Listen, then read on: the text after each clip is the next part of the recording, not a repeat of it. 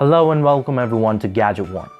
This is Sham and today we're taking a look at the Google Pixel and why it sucks. Today I'm going to give you 20 reasons why the Google Pixel sucks, but before I do that, let me make it clear that this is a phenomenal phone and there is nothing wrong with the phone.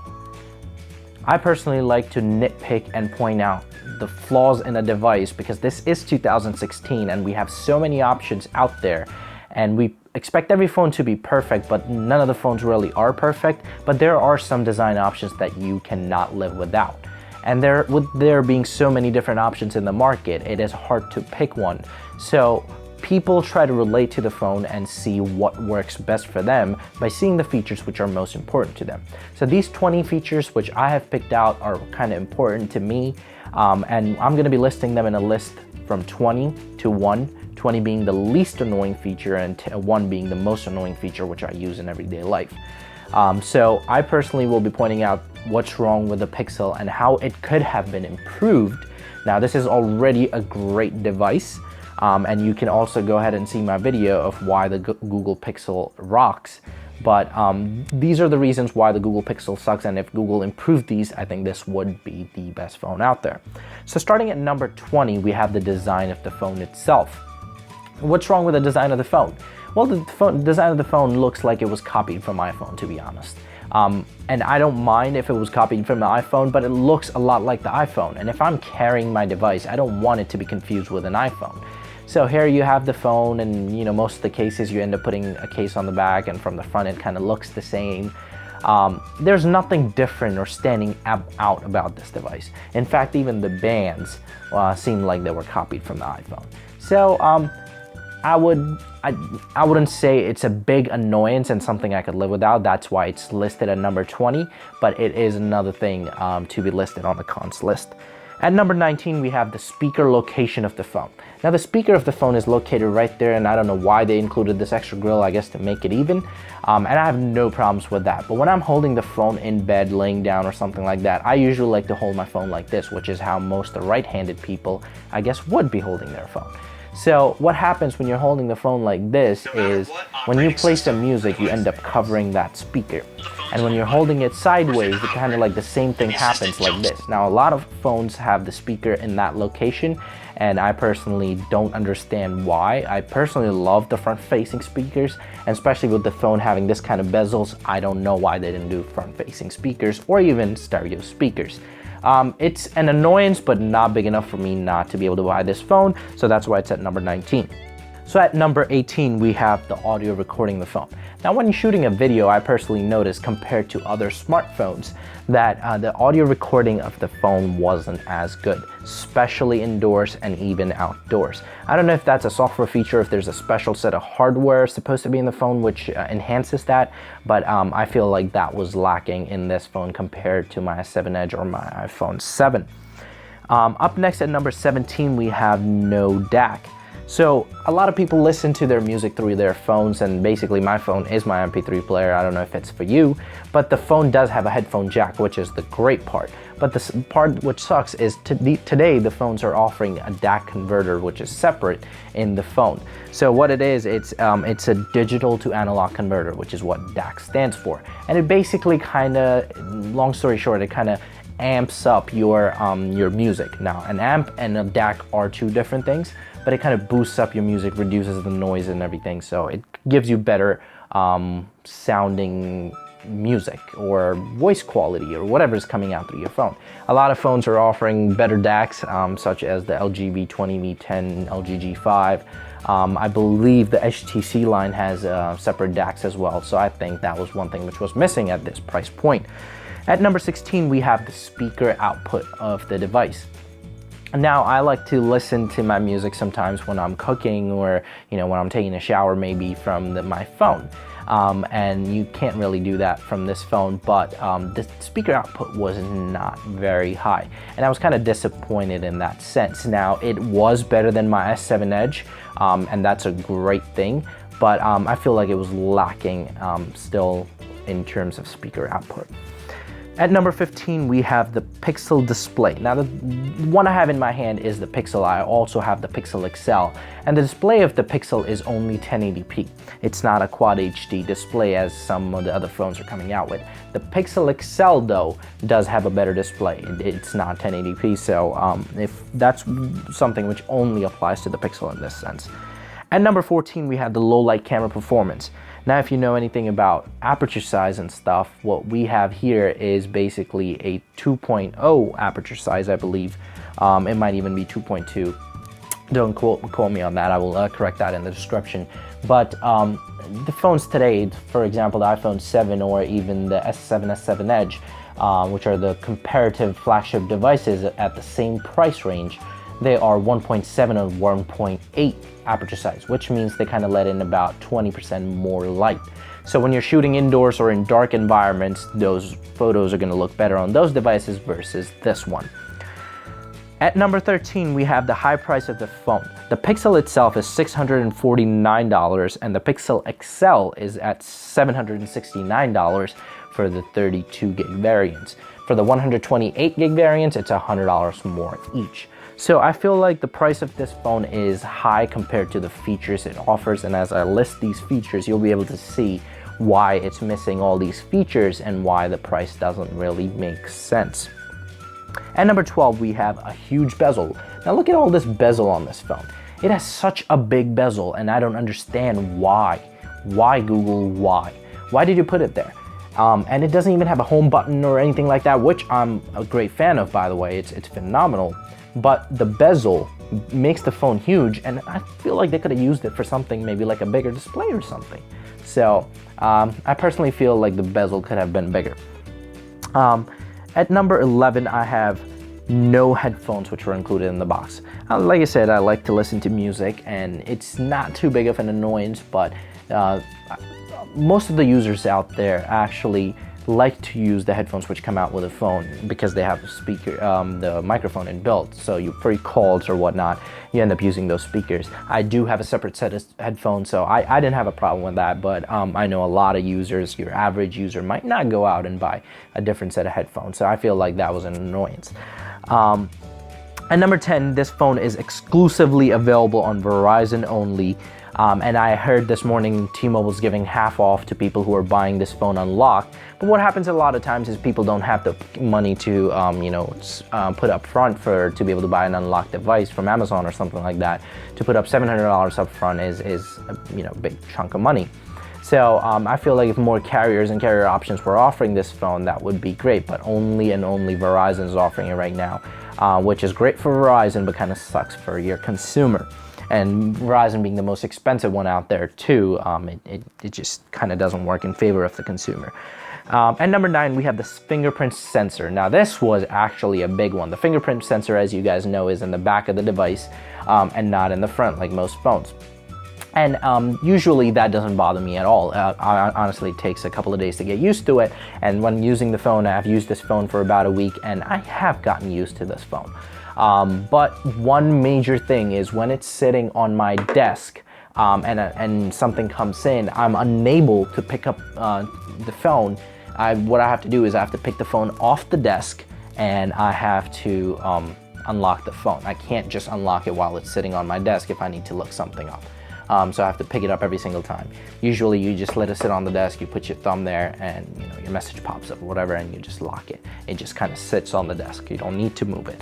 Even with a case on, you do have to pick this device up, put your finger in the back and move it. So if you're experienced with fingerprint sensors in the back, that's great for you. I personally wasn't.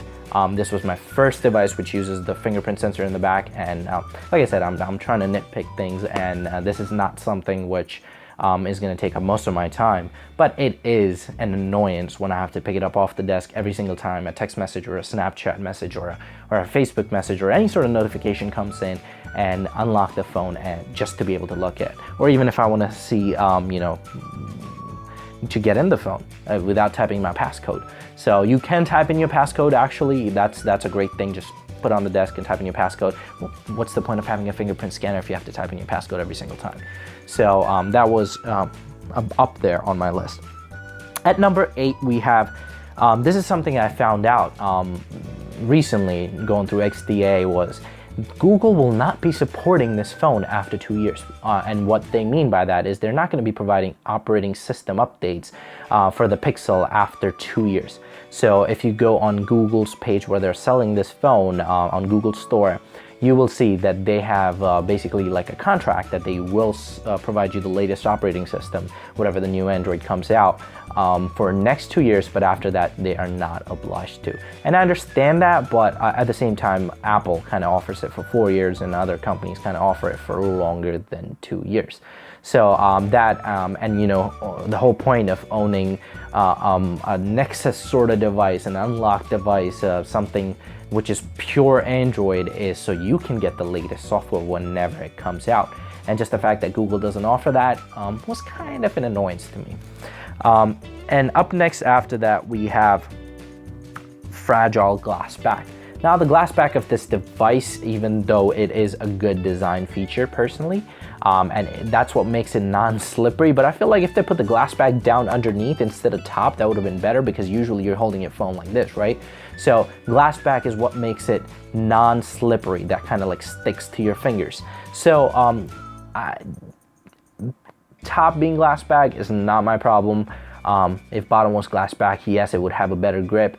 But the major thing is having a glass back at all. If you see Tech Rax's video where he does a drop test, you will see that he literally sits it on the ground and the phone drops and the back cracks. And that happens when iPhone 4S came out, or the S7 Edge, and both have a glass back, and they were cracking like crazy.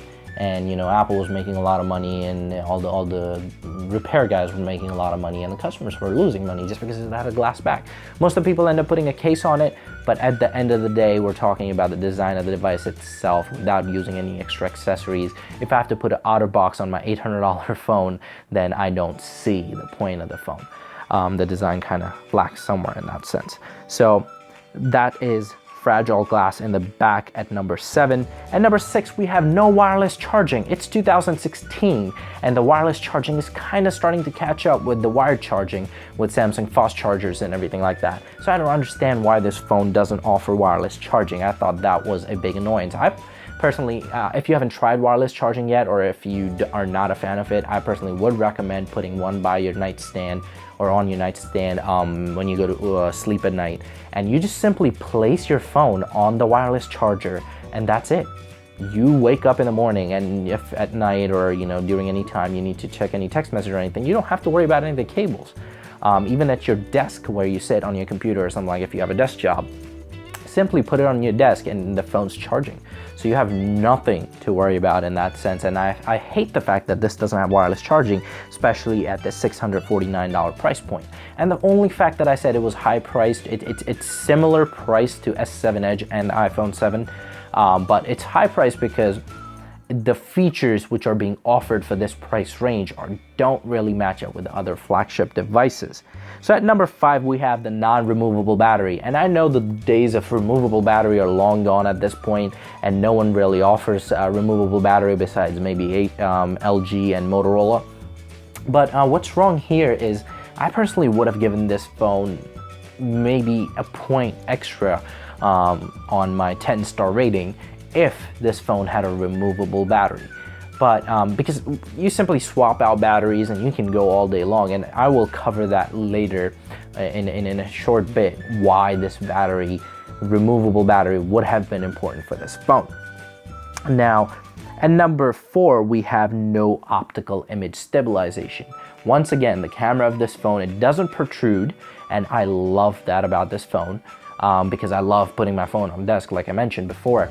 But the camera doesn't offer optical image stabilization. It has something called EIS, which is electronic image stabilization.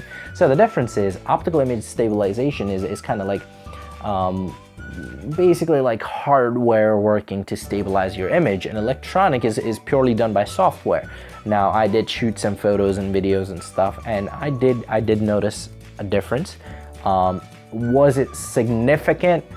I would say no, but it was enough for me personally, I love to look at videos and stuff. It was personally enough for me to just go with another phone in the same price range. So that's another thing. If you don't shoot a lot of videos, it might not be an annoyance for you though. Now up next at number 3, we have no SD card slot on this phone. Now this phone comes in 32 and 128 gigabytes of memory, but the fact that there's no SD card slot, you can never expand your storage with this phone. And I thought that was personally an annoyance, especially now that S7 Edge is offering it, S7 is offering it. All these phones which are supposed to be the competition for this phone, because it's an Android at the end of the day, and all the phones which are supposed to be the competition for this phone are offering the same features while it doesn't, even at the same price point. At number 2, we have no waterproofing. The phone is not waterproof, whereas iPhone 7, S7 Edge, and all the new phones which are coming out are supposed to be waterproof. But this one is not, and some of you might not like to shower with your phone and whatnot, but I like to go swimming, I like to go out, and sometimes it just falls in the toilet for people. For some people, you like to use it in the bathroom, I don't know why. Just if it was waterproof, I feel like it would have that extra point in my book. And number 1, the most important and annoying feature of this phone is the battery life of the phone. The battery took 2 hours and 15 minutes for the Pixel and 2 hours and 40 minutes for the Pixel XL to charge from 0 to 100%. And Google was somehow claiming that it was charging in 15 minutes it would charge to 50%.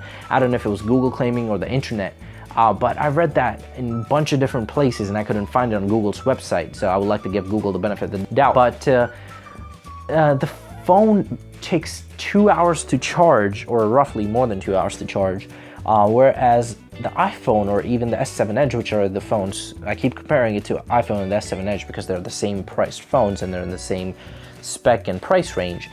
Those phones charge, the S7 Edge kind of charges in like 80 something minutes, and the iPhone takes 100 minutes.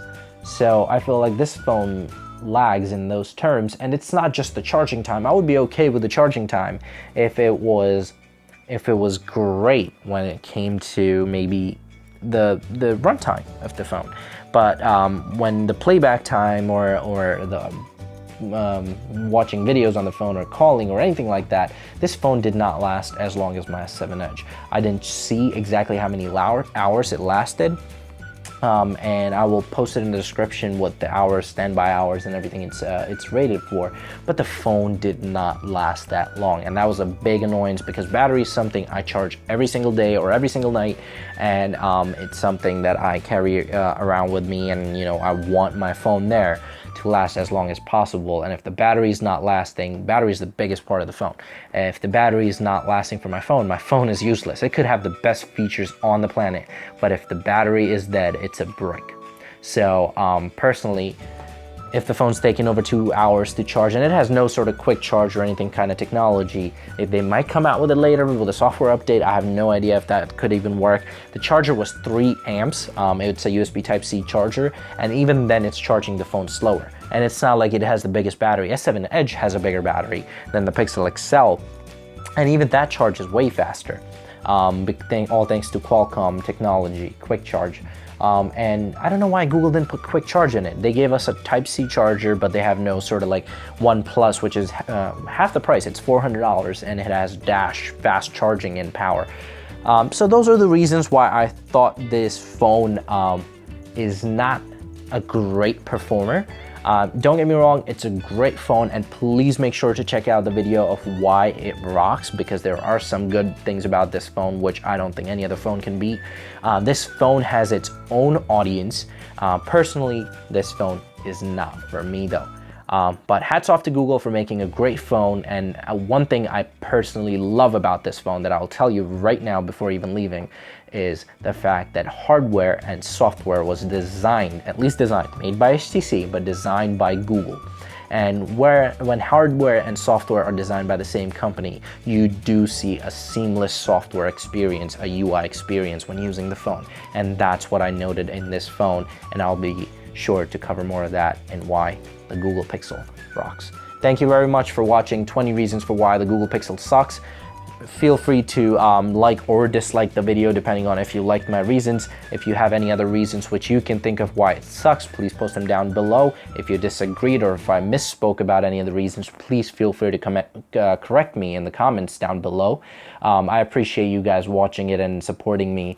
If you like my video, please don't forget to subscribe to my channel for more great content like this. Thank you.